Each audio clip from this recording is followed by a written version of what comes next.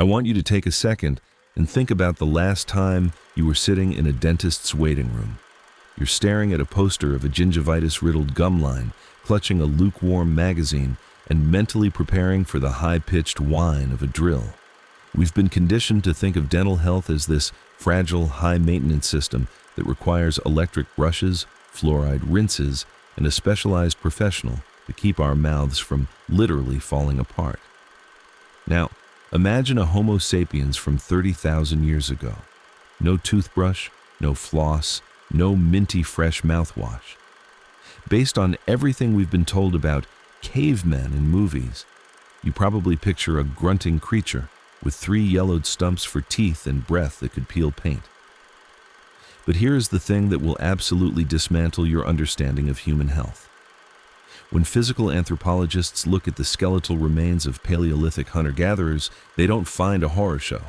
They find dental enamel that is remarkably healthy.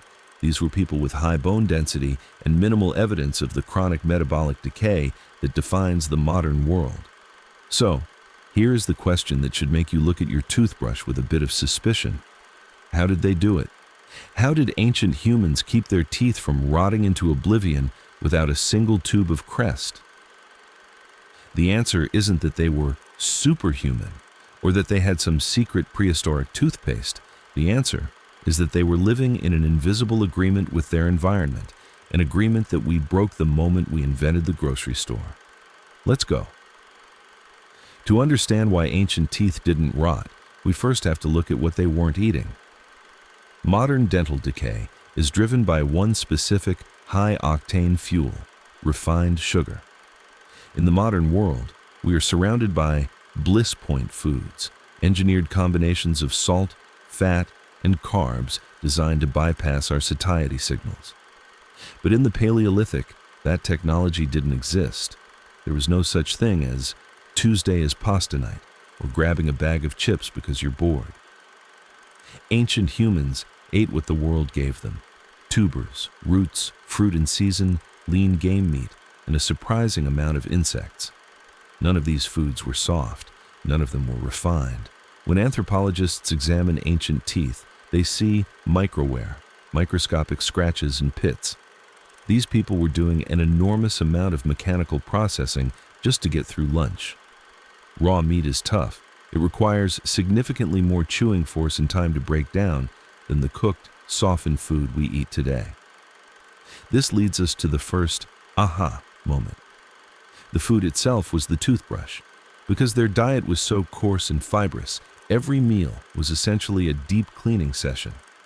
As they chewed through tough plant fibers and raw muscle, the physical friction was literally scrubbing the surfaces of their teeth. They didn't need a plastic brush because their diet provided a constant, abrasive reset for their oral biome. But hold on, because it gets deeper. It wasn't just the friction, it was the chemistry. Cavities are caused by specific bacteria, like Streptococcus mutans, that thrive on simple sugars. When you eat a donut, you are essentially throwing a party for the demolition crew in your mouth. But in the ancient world, refined sugars simply weren't part of the diet. Even when they found concentrated sugar, like wild honey, it was a rare caloric windfall defended by bees, not a 24-hour convenience. Without a constant supply of refined sugar, the bacteria that cause rot couldn't maintain a large enough population to drill through that incredibly durable human enamel. The result was a mouth that stayed metabolically healthy for a lifetime. Skeletal records show minimal evidence of the bone changes or severe joint stress associated with modern chronic disease. These were not sick people. So, if their teeth were so great, what happened? When did the rot start? The archaeological record is uncomfortably clear on this. Around 10,000 years ago, everything changed. Agriculture. Humans began settling down, growing crops and storing grain. We traded the chaotic variety of a hunter-gatherer diet for the predictability of surplus. This gave us the ability to build cities and eventually civilization. But the physiological cost was staggering.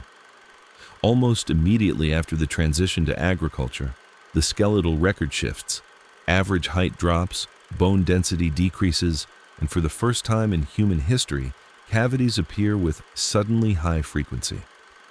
By narrowing our diet to starchy grains, we created a state of prolonged caloric surplus that our thrifty biology wasn't prepared for. We removed the biological constraint of scarcity that had kept our thrifty genes in check for hundreds of thousands of years. We didn't just invent the granary, we inadvertently invented the cavity. This brings us to a humbling realization about our own bodies. When you struggle with dental issues or metabolic health, the wellness industry wants to tell you that you're malfunctioning or that you lack discipline. But the truth is much more profound. You are an ancient human navigating a world of engineered abundance.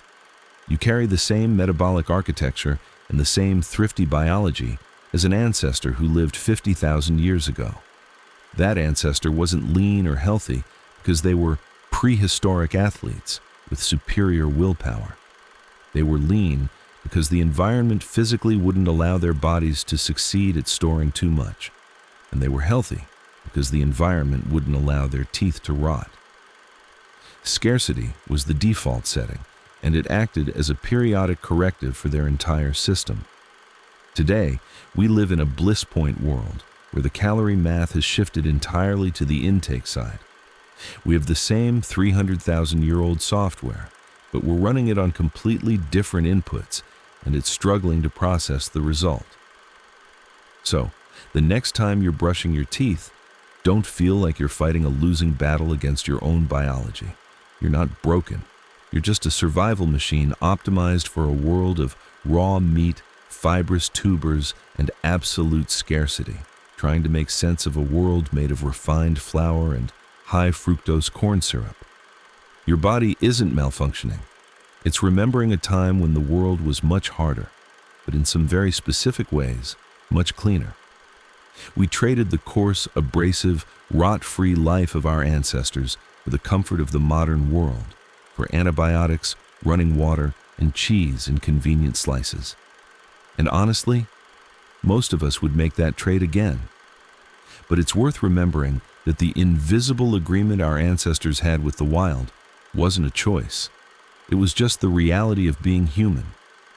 You are an ancient being in a modern world. Take care of your teeth, because unlike your ancestors, the world isn't going to do it for you. If this changed how you think about your own biology, subscribe for more deep dives into the secret history of your body